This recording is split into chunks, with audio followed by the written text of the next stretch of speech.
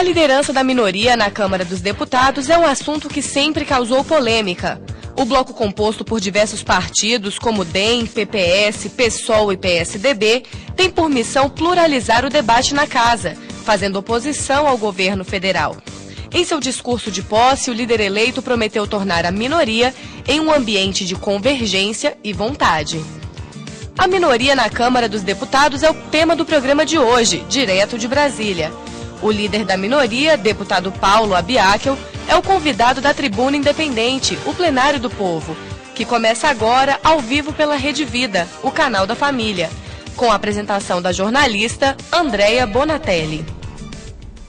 Olá, boa noite. A Tribuna Independente está no ar e começamos com boa noite ao nosso convidado, Paulo Abiakel. Boa noite, deputado. Boa noite, André. Muito obrigado. Boa noite especial também aos jornalistas que participam da tribuna de hoje, Adriano Seolim, Denise Rotenburg. Boa noite a vocês. Boa noite. Boa noite, André. Vamos agora conhecer um pouco mais sobre o deputado Paulo Abiakel. O deputado federal Paulo Abiakel convive com o mundo político desde a infância. Filho de um deputado e ex-ministro da Justiça, participou de militâncias estudantis e cursou Direito. Antes de ser eleito para a Câmara dos Deputados, foi juiz do Tribunal Regional Eleitoral de Minas Gerais. Em 2006, inicia seu primeiro mandato como deputado, já assumindo o cargo de vice-líder da minoria na casa. Com a reeleição em 2010, Paulo Abiakel se mantém líder da minoria e presidente do PSDB em Minas Gerais.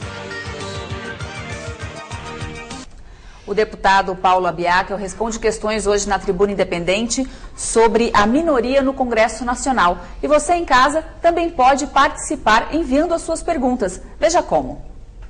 Tribuna Independente é um programa interativo. Você pode participar encaminhando perguntas e questionando o convidado.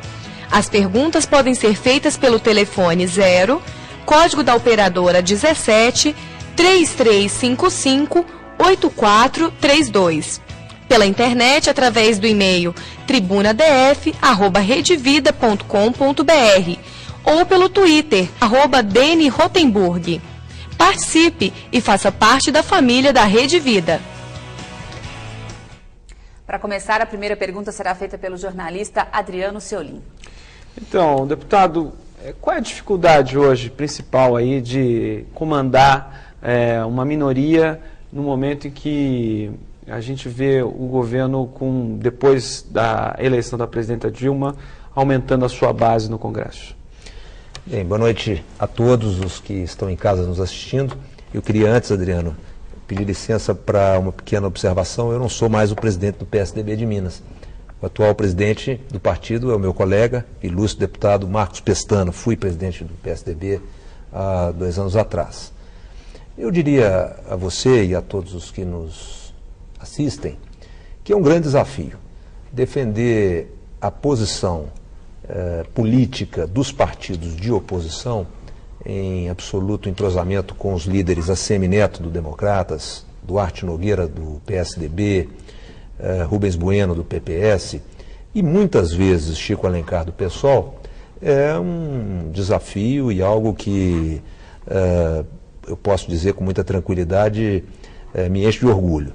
É muito fácil defender um bloco avassalador como é o bloco do governo. Fazer a oposição, o debate das ideias, a guerrilha de plenário, é um tanto difícil, mas para um parlamentar que quer o bem do Brasil e ver o bom debate no parlamento, com a valorização, sobretudo, do papel do legislativo, é algo absolutamente enriquecedor. Agora, não ficou mais difícil, com o surgimento do PSD, não ficou mais difícil exercer esse papel de líder da minoria, uma vez que muitos parlamentares começam a migrar do DEM e do próprio PSDB para esse partido de Gilberto Kassab? Não, creio que não, Denise. Nós começamos o ano com dificuldades internas, naturais, decorrentes do período pós-eleitoral. O PSDB tinha divergências internas, superou-as com a convenção recente. O Democratas tinha também, natural, divergências internas que estão sendo superadas com a consolidação do grupo remanescente. Eu tenho a impressão, quero crer, que a oposição haverá de crescer cada vez mais, aumentando inclusive o número de parlamentares, na medida em que vai tendo uma maior adesão junto à opinião pública de seus posicionamentos corretos, suas atitudes de crítica, mas uma crítica construtiva, e o papel de fiscalização aos atos do governo que nós entendemos que são errados. Eu acho que estamos crescendo, acho que o Democratas está crescendo com isso, o PSDB gerando um processo de homogeneização muito grande, e eu estou certo que nós vamos chegar em 2014 em condições absolutamente plenas de vencer o pleito, a disputa eleitoral para a presidência da República. Agora, como é que faz essa aproximação com a sociedade, uma vez que o governo tem uma propaganda avassaladora e tem também o ex-presidente Lula, que fala diretamente com a população? Ele ainda é uma liderança expressiva e é a quem o próprio governo recorre na hora que tem um problema, né? A liderança do presidente Lula nós temos que respeitar plenamente. É um ex-presidente, homem que sabe lidar bem com a opinião pública, com a comunicação de uma forma geral. A oposição tem que aceitar, respeitar e disputar com as formas que possui, tentando levar uma mensagem mais adequada e igualmente perceptível para a população. Mas o grande problema, se você me permite apontar, é a questão da ditadura da comunicação oficial. Nem na era Vargas, um dos períodos mais duros da história recente brasileira, nós tivemos um departamento de comunicação tão eficiente, que quer incutir na mente das pessoas, na mente do público, daqueles que acompanham a vida nacional, um país que não é exatamente aquele que nós temos. O Brasil não é cor-de-rosa, nós temos índices de analfabetismo gigantesco, temos uma falta de saneamento básico enorme, gigantesca, sobretudo em alguns estados do Nordeste, mas também em muitas regiões do Sul e do Sudeste. Temos evasão escolar, temos uma falta de infraestrutura gigantesca, enfim, todas essas mazelas que o Brasil e o povo brasileiro conhece e o nosso telespectador tanto conhece, tanto sabe. E, no entanto, todos parecem se iludir, parecem ficar extasiados com o discurso excessivamente otimista do presidente Luiz Inácio Lula da Silva. Agora, dentro da oposição, quem é a pessoa mais indicada para passar essa mensagem? Não, eu creio que não tem uma pessoa. Eu acho que nós somos um time da oposição e todos nós, cada qual com as suas características pessoais, procura exatamente transmitir a mensagem da oposição. Nós temos, seria impossível não citar, um grande senador que desponta cada vez mais como um grande líder, que é o senador Aécio Neves.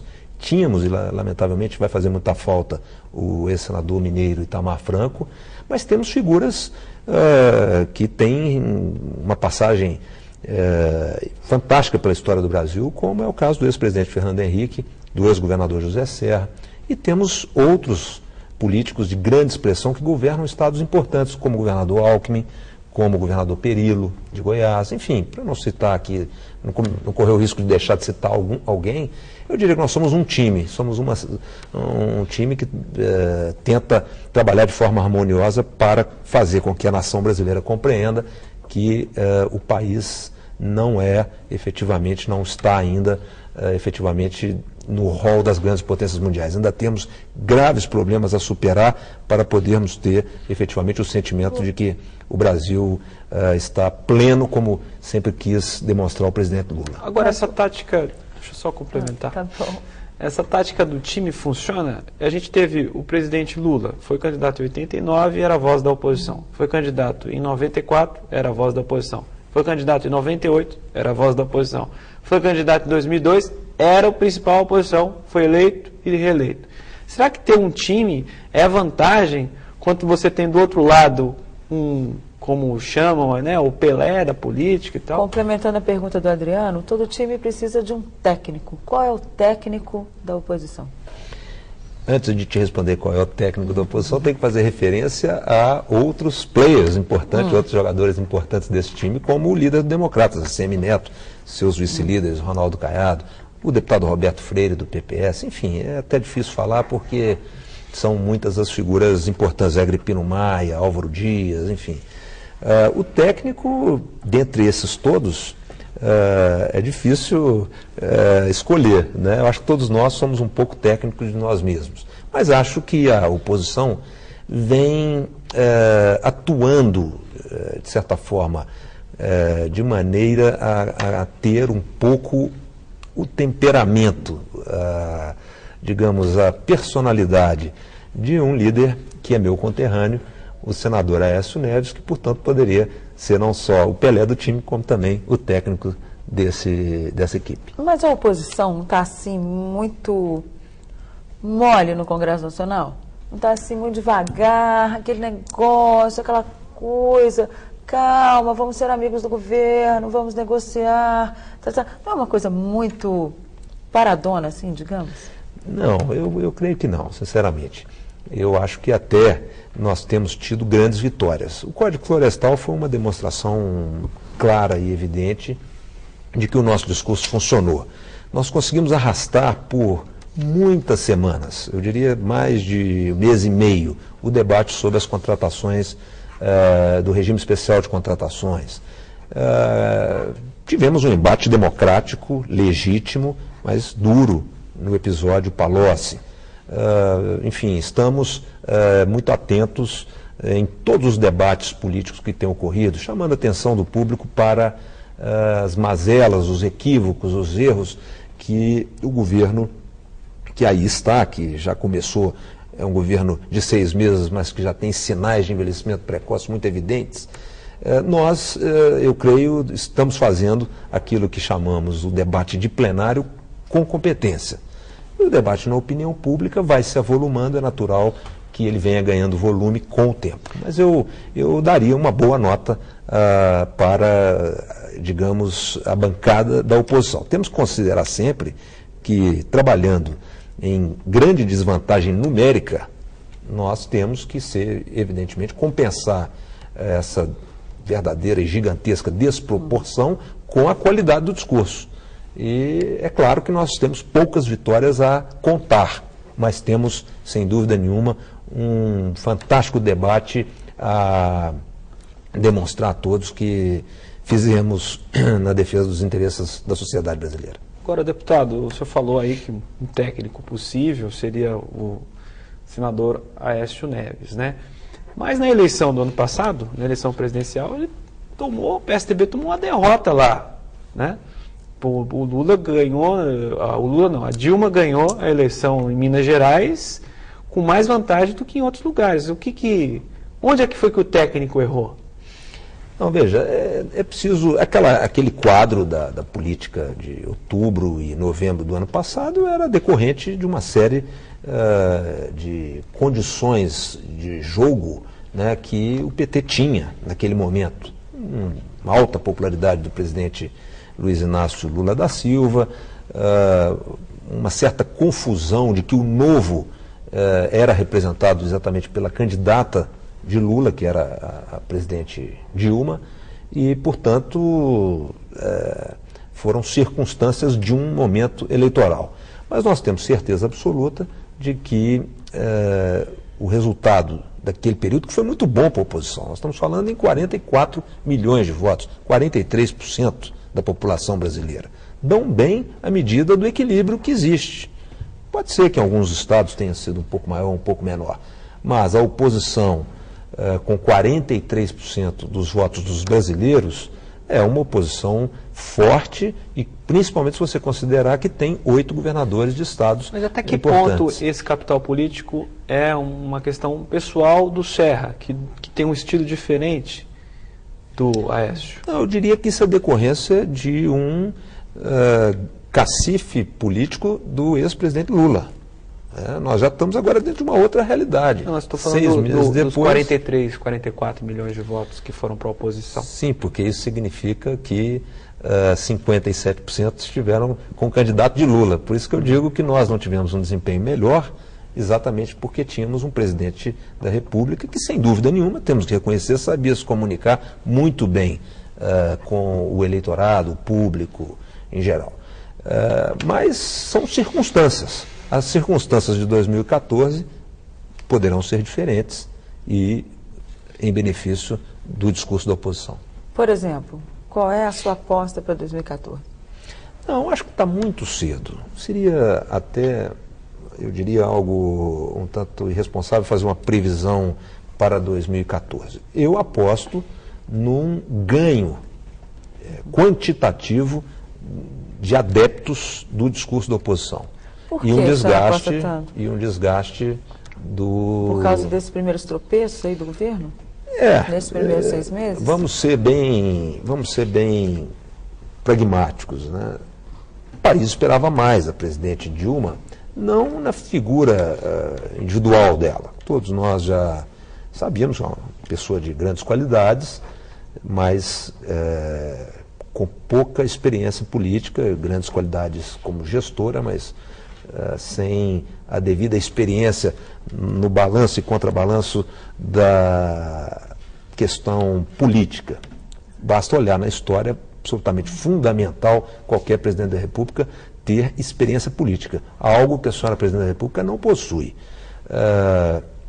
Eu penso que isso já está muito claro nesses 6 meses de governo, inclusive contaminando e prejudicando o aspecto de eficiência gerencial, de gestão. Até agora nós não temos nenhum plano estratégico, nem para a saúde, nem para a educação, nem para a segurança pública, nem para combate às drogas, muito menos para a infraestrutura. Não temos o enfrentamento dos grandes debates nacionais, e aí eu poderia dizer as reformas constitucionais. É um governo de tratar do pequeno, do picado, e sendo surpreendido frequentemente com escândalos que têm sido a pauta dos primeiros 6 meses de governo. Agora, a gente já ouviu que, por exemplo, nessa questão de escândalos, principalmente na área de transportes, que inclusive o ministro caiu, que José Serra, qualquer outro presidente, poderia passar pelo mesmo problema, uma vez que no Congresso, sempre assim, ganha-se a eleição e depois precisa se formar uma maioria para governar. E essa maioria vem justamente desses partidos que querem transformar cada ministério numa igrejinha, ali fazer transformar aquilo no seu ganha-pão mesmo. Isso é verdade? O PSDB estaria sujeito a esses mesmos erros? Ia chamar o PR, o PTB, o PP, o PMDB para o seu governo? O PSDB, Denise, tem como linha mestra de seu plano de governo fazer aquilo que nós chamamos de mãe de todas as reformas, que é a reforma política, que é exatamente modificar o atual sistema que permite, ou que obriga, eu até diria, esse tipo de composição que é prejudicial ao país, a composição de uma maioria imponente no Congresso para permitir um sistema de governabilidade absolutamente discutível, com abuso de medidas provisórias e o verdadeiro achatamento das prerrogativas do Poder Legislativo. Eu estou absolutamente certo hoje, e como já tinha esse ponto de vista antes, que se o presidente da República hoje fosse José Serra, a primeira coisa que ele teria feito teria sido enviar ao Congresso uma reforma política. Com a reforma política, seguramente não seriam necessários esse tipo de composição para governar. Deputado. E sim promover, imediatamente após o envio da reforma política, as outras reformas fundamentais para a vida nacional, tributária, trabalhista. Mas tem uma proposta clara de reforma política do PSDB, eu não me lembro de ter visto nem lido. Eu acho que ainda dentro do próprio partido existem divergências sobre isso. É fato. A reforma então, política... como apresentar uma proposta de reforma política, já que nem no próprio partido existe uma proposta clara? Aí você me desculpa, Adriano, uma coisa não tem nada a ver com a outra. É importante enfrentar o problema. Agora, ter um modelo é exigir demais. O partido tem, no caso o PSDB, mais de quase 60 deputados, é natural que não tenha um modelo único que seja, digamos, apoiado por todos os 60. Há divergência, até porque há muitos sistemas em discussão nesse momento. Mas é importante enfrentar. A mesma coisa na reforma tributária. Você não vai encontrar 513 deputados com uma mesma reforma tributária, mas tem que enfrentar. Igual a reforma trabalhista, igual a reforma da Previdência, mas, sobretudo, o enfrentamento através de projetos estratégicos de longo prazo para os nossos graves problemas. Nós não temos notícia de um plano estratégico para acabar com a questão da saúde. Nós continuamos a conviver com saúde, com doenças comuns há 30, 40, 50 anos atrás. A nossa evasão escolar tem números assustadores.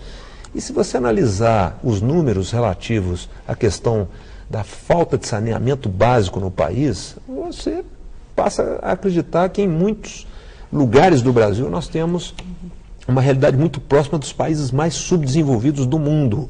Sem falar na falta de infraestrutura, por exemplo, na área rodoviária. E, por outro lado, nós constatamos algo que nós já sabíamos. Nós que lidamos no dia a dia ali na Câmara, sabíamos. Estamos agora absolutamente convencidos de que a Presidente da República também já sabia, e custou a tomar a decisão, que, e não obstante a falta de infraestrutura nas rodovias, há também falta de gerenciamento no trato das soluções para essa falta de infraestrutura. Já visto que há estradas que começam e não terminam, contratos que iniciam e a obra não aparece, toda sorte de absurdos que nós não merecíamos mais conviver com eles. O senhor foi juiz eleitoral, né? Então o senhor deve ter uma visão bem clara do que seria bom para melhorar o processo eleitoral e dentro da reforma política. O que, pela sua experiência, o senhor acha que deveria ser fundamental nessa área? Eu vou falar minha opinião pessoal, não posso aqui falar como líder da minoria.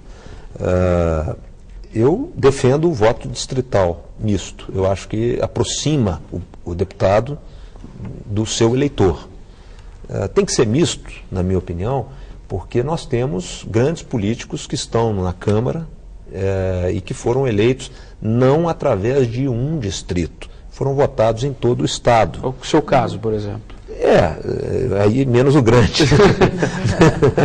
Mas de fato, eu sou votado em todo o Estado de Minas Gerais com uma predominância um pouco maior no leste mineiro. O Rodrigo de Castro também? Também. Eu quero crer que quase toda a bancada mineira é votada em todo o Estado de Minas. Nós tínhamos o Paulo Renato, deputado na legislatura passada, que faleceu, infelizmente, recentemente, eleito por São Paulo, votado em todo o Estado de São Paulo. E se você impede esse tipo de presença no parlamento, você está, de certa forma, limitando a ação de homens ex-governadores, ex-senadores que voltam à Câmara, como é o próprio caso do deputado Eduardo Azeredo, do PSDB de Minas, ex-governador de Minas, que é hoje nosso colega na Câmara e é um deputado também votado no Estado todo. Então eu penso que esse é o modelo. Eu penso que nós podemos evoluir para o financiamento público de campanha, porque a relação ela está deteriorada entre a classe política e os financiadores privados de campanha. Eu acho que isso deveria ser objeto de um exame minucioso, detalhado, para evoluirmos nesse aspecto. E quero crer que há outras mudanças, talvez assim, podemos chamar de menor importância, mas que são importantíssimas. Em relação ao financiamento público tem divergência, senador, né? No PSDB tem divergência sobre isso, né? Em relação ao financiamento público. Toda a reforma política, dentro de todos os partidos, não tem um posicionamento de consenso. Todos têm uma reforma ideal, política ideal dentro de si. É natural, mas vamos num processo de evolução tentando criar um debate em torno de 2 ou 3 sistemas, porque senão também jamais vamos conseguir aprovar nada. Né? Vamos agora então fazer um pequeno intervalo, nós voltamos em instantes e o deputado Paulo Abiakel responde mais questões sobre a minoria na Câmara dos Deputados. Até já.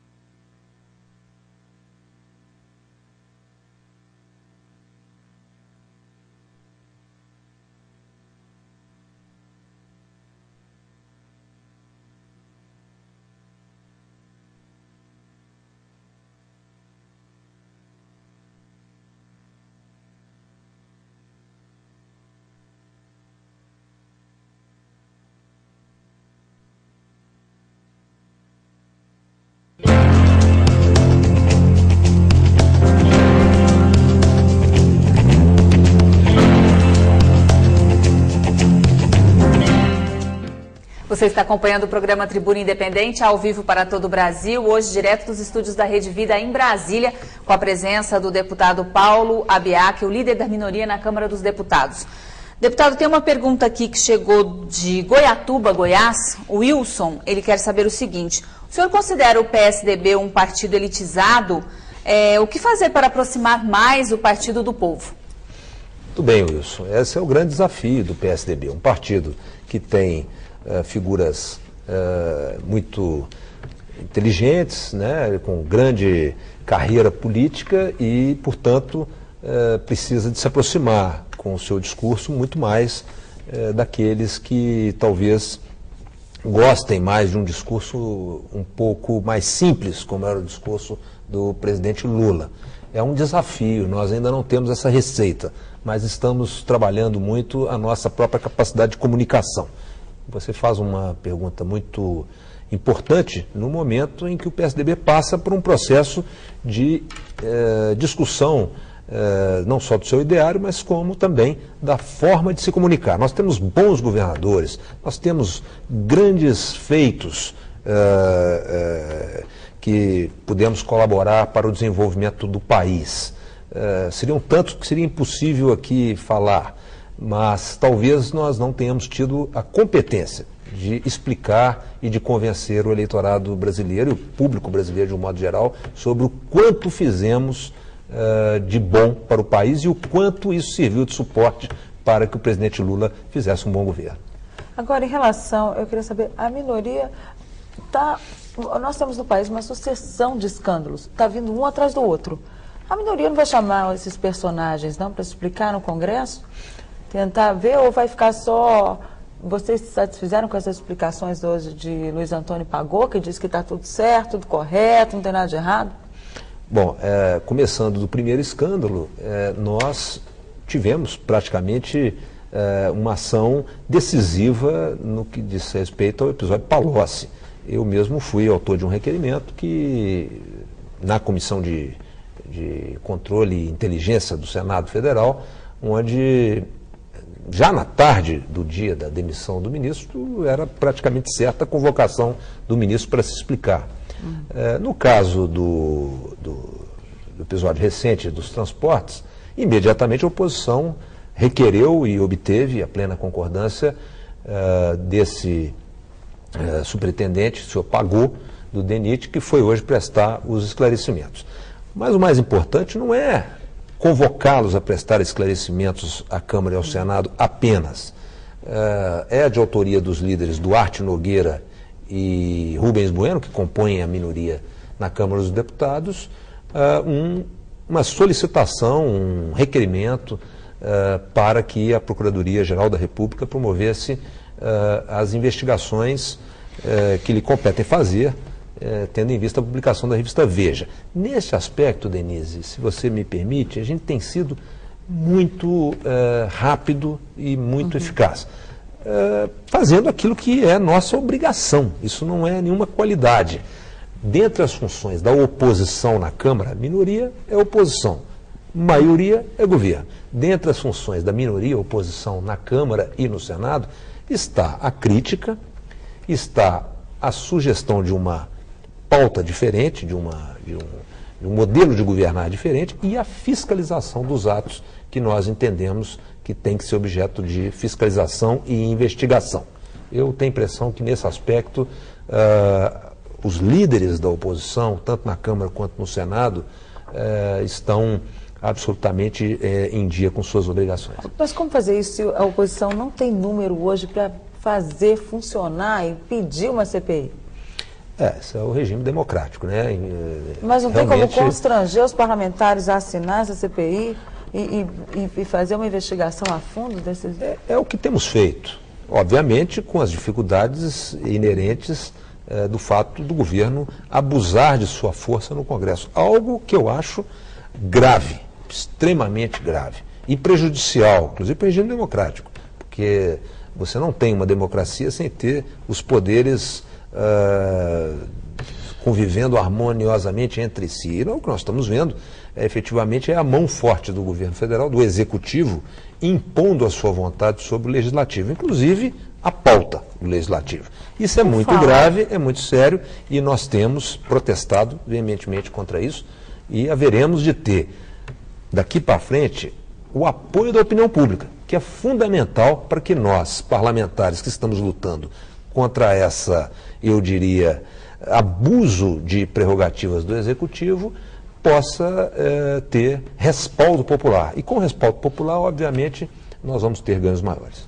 Agora, por falar, já estava falando em pauta, o senhor acredita que foi o próprio governo quem teria deixado vazar esse escândalo dos transportes, ou seja, o Palácio do Planalto, para evitar, para tirar de cena a história dos aloprados, que estava envolvendo ali, meio que a ministra Ideli já teria tido uma reunião no gabinete dela lá atrás, o ministro Mercadante. O senhor acha que houve aí uma atitude do próprio governo para tirar o escândalo de cima do PT, tirar o foco de cima do PT e botar no PR, que é o partido menor da base? No primeiro bloco, nós falávamos da brutal força da comunicação oficial. Algo só comparável aos tempos das ditaduras, tanto de Vargas quanto a ditadura militar. Ora, nós sabemos o quanto vale o Departamento de Comunicação Oficial do governo. Coloca a sua versão sobre os fatos do governo. Salvo a imprensa livre e independente, prevalece na comunicação oficial a versão palaciana. É perfeitamente possível que, diante de um quadro já de evidências, inclusive de investigações já adiantadas da Polícia Federal sobre desvios ocorridos no Ministério dos Transportes, eventualmente a Presidente da República tenha se antecipado à divulgação dessas informações, de que o Ministério vinha sendo alvo de investigações, tanto preliminares ou sob forma de inquérito, e, portanto, tenha logo criado um fato político que acabou tirando de cena o escândalo dos aloprados, que é também outro grave episódio da história política brasileira, em todos os tempos. Nós, da oposição, e toda a nação brasileira tem que exigir o final das investigações de todos os episódios, seja do caso dos aloprados, cuja investigação deverá ser reaberta, o caso do Ministério dos Transportes, como também o caso das tragédias ambientais no Rio de Janeiro, que ficou sem explicação, do ex-ministro da Casa Civil, Antônio Palocci.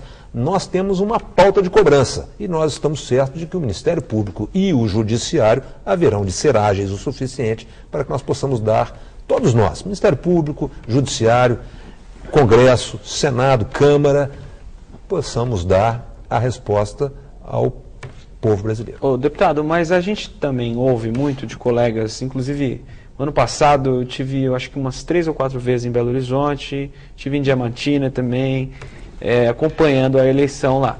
Uma crítica que a gente ouve lá dos colegas, inclusive da imprensa, é que lá a questão da comunicação do governo, que está indo agora para teve 8 anos com Aécio Neves e agora já está com o Antônio Anastasia, também é muito forte. Inclusive colegas de veículos de grande porte lá encontram dificuldade, às vezes, para publicar uma reportagem, que o poder da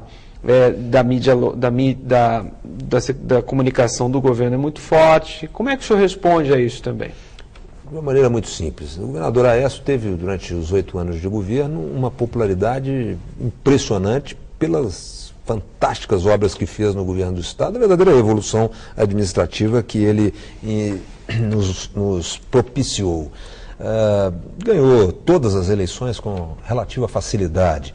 Os êxitos de sua administração são tão fantásticos que as pessoas até confundem e acham que efetivamente há algum tipo de monitoramento da imprensa. Absolutamente. O que há é efetivamente um sucesso pleno, absoluto e total, com nenhum escândalo, absolutamente nenhuma pendência, nenhuma vírgula, nenhuma situação de dúvida sobre uma gestão que ficará na história de Minas Gerais como a maior de todos os tempos. Mas o senhor foi juiz eleitoral e deve ter acompanhado que no PSDB de Minas também teve uma denúncia que seria o princípio do mensalão, né? Todo mundo fala que o modelo do mensalão no governo Lula, em 2005, teve como origem o Valério Duto Mineiro. O senhor deve ter acompanhado. Nessa época o senhor era juiz eleitoral em TRE? Não era ainda. Mas, o senhor deve ter acompanhado. Claro. Como é que... Porque a Denise perguntou, a oposição está questionando como isso, como é que está constrangendo, como é que faz?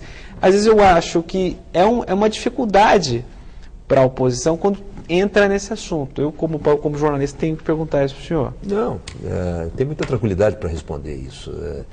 Primeiro, nós estamos indo a fatos muito antigos, né, que não tem nenhuma relação com o período do governo Aécio Neves e do governo Anastasia. Você está indo remontando a um período anterior ao governo de Itamar Franco, governador. Está lá bem atrás. Depois... Mas não foi julgado ainda, o mensalão está aí agora. Esse é um problema do judiciário. Então, mas vai estar na eleição, ou não vão lembrar, o mensalão já faz, o que foi 2005? Mas não pode haver confusão. A denúncia agora oferecida pelo Procurador-Geral nas alegações finais da acusação relativas ao episódio do mensalão do PT e do governo federal não tem absolutamente nenhuma relação com o início de abertura de um processo que só houve como andamento o recebimento da denúncia preliminar de um processo que data de um período que já se vão aí 20 anos praticamente, né? 17 anos exatamente, e que eu tenho absoluta certeza, vai com absoluta certeza, falo isso como advogado, com a experiência que tem, vai inocentar seguramente qualquer membro do PSDB que porventura esteja envolvido nesse processo. O senhor falou de um caso passado, mas tem uma questão recente. O senhor acredita que aquela questão do bafômetro, lá do Rio de Janeiro, que já andou pegando um monte de gente, inclusive o ex-governador Aécio, o senhor acredita que isso pode atrapalhar a campanha dele, uma possível campanha presidencial, ou já ficou esquecido? Não, eu quero te falar com toda seriedade e falar a todos que nos assistem com muita tranquilidade que isso é uma evidência, isso é uma demonstração clara de que o senador Aécio Neves é um homem como qualquer outro cidadão brasileiro. Ele corre os riscos que qualquer outro corre, inclusive depois dele nós tivemos episódios com várias outras figuras públicas passando pelas mesmas circunstâncias de uma fiscalização ostensiva da polícia militar. E teve um comportamento absolutamente exemplar. Então eu quero acreditar que isso não pode ser confundido com nenhuma falha comportamental, pelo contrário, uma vez diante do processo de fiscalização, entregou as suas explicações às autoridades e isso não... Mas, deputado, não gera nenhum desgaste pessoal. Deputado, mas então, o telespectador que está vendo lá o nosso programa aqui, o exemplo a ser seguido é para qualquer pessoa que for parada numa blitz não fazer o teste do bafômetro e entregar a carteira de motorista, é isso? Não, o objetivo da lei é exatamente o de gerar um processo de atenção, né, de fiscalização, mas sobretudo em qualquer circunstância de alerta, né, diante de uma nova sistemática legal que o Congresso votou recentemente. Está cumprindo o seu dever, está cumprindo o seu papel. Quero acreditar que muitos acidentes estão sendo evitados graças a esta lei. O propósito da lei, a vontade do legislador era exatamente essa. Mas será que as pessoas estão evitando de beber? Porque se a pessoa chega, não faz o teste, entrega a carteira, mas tem muito efeito. Seria contra o Estado Democrático de Direito negar a qualquer pessoa o benefício da dúvida. Todos nós temos o direito, inclusive, de não falar num julgamento se esta prova se voltar mas contra... Mas nesse caso é um erro da legislação? Nesse caso houve um erro? Isso é um princípio fundamental de direito que existe no mundo inteiro. Não, claro, isso é constitucional, mas estou falando na lei, nessa lei específica. Nessa lei específica, houve um erro de que... Quer dizer, você manda a pessoa fazer o bafômetro. Mas se eu estou informado, se eu tenho um advogado que me oriente, fala assim, não faça o teste, senão você vai produzir prova contra si mesmo. Mas chega lá o policial que falar, você tem que fazer o teste. Houve um erro aí na elaboração dessa lei? Você acha que isso tinha que mudar? Não, acho que não. Acho que a lei é correta, tem que ser aplicada. Eu sou a favor de um regime de fiscalização policial e de repressão policial mais ostensivo. Eu acho que é passada a hora de termos as pessoas de bem presas em casa e os bandidos soltos na rua.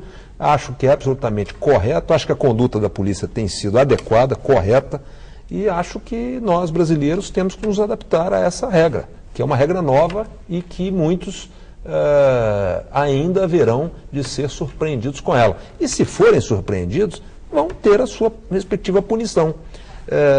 O que nós não podíamos admitir é que, e é preciso saber fazer essa diferença.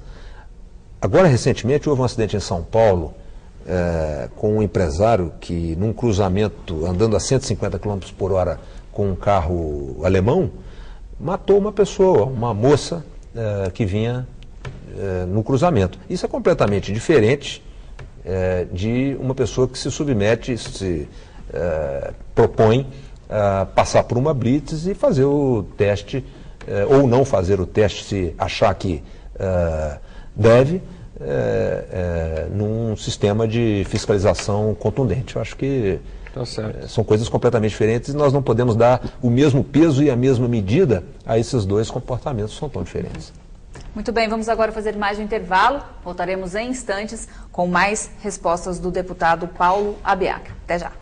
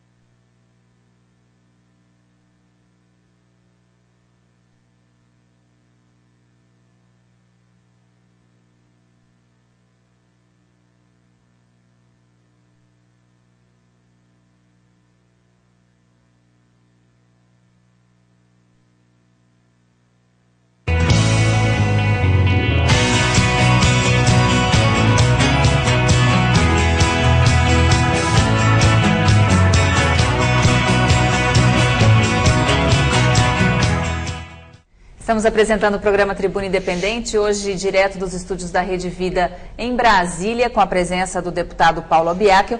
Deputado, chegou uma pergunta aqui pela internet, o André Luiz, ele é de São Paulo, capital. Ele quer saber qual o plano da oposição para as Forças Armadas diante do sucateamento das Forças Aéreas, da Força Aérea, por exemplo. Bem, primeiro temos que colocar essa preocupação dentro da adequada grade de problemas nacionais. Não creio que seja absolutamente fundamental armar o país para uma eventual guerra, tendo o nosso país de dimensões continentais problemas tão graves na fronteira em face da questão do narcotráfico e do tráfico de armas. Eu acho que nós devemos investir, sem dúvida, na proteção das nossas fronteiras, mas sempre com o foco voltado para tentar impedir que nós sejamos sempre, porque somos hoje uma das maiores rotas de tráfego de drogas do mundo. Então eu penso que a compra de aviões que possam fazer